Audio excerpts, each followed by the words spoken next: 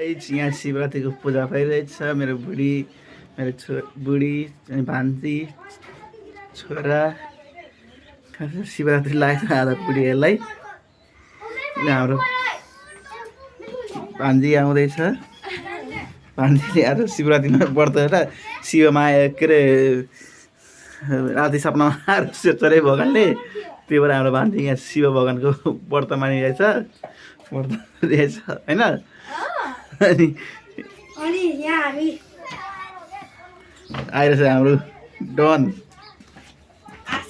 आशिष done आइरहेछ।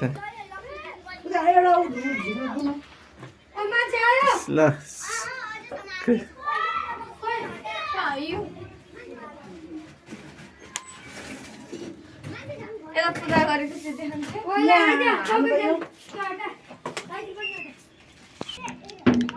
पूजा गरिरहेछ। पूजाको पूजा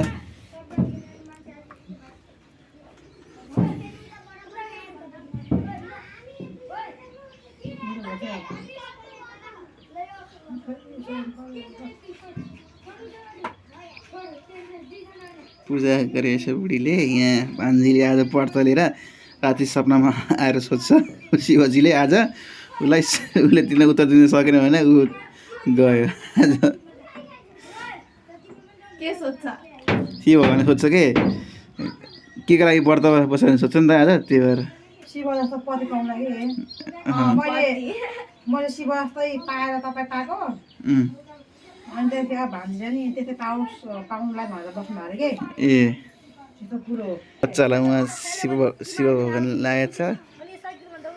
बाटो छेकिरहेछ यता सङ्क्रान्ति लागिरहेछ, शिवरात्रि लागिरहेछ बच्चाहरूलाई।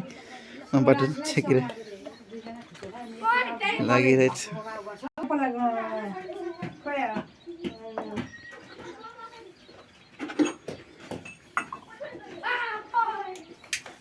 भयो शिवरात्रि पूजा गरेर मैले देखाएको थिएँ।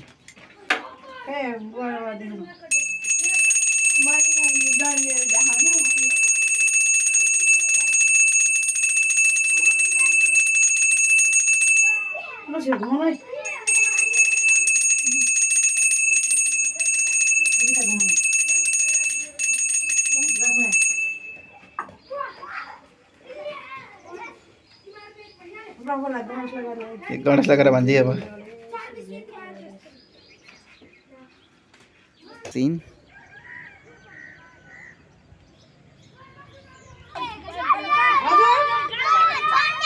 शिवरात्रि लागेको पुरालाई छेकिरहेछ। आज शिवरात्रि लागेर बाटो छेकेर पैसा कमाइरहेछ। हेर्नुहोस् ल मागिरहेछ यहाँ बुढाहरूले पैसा।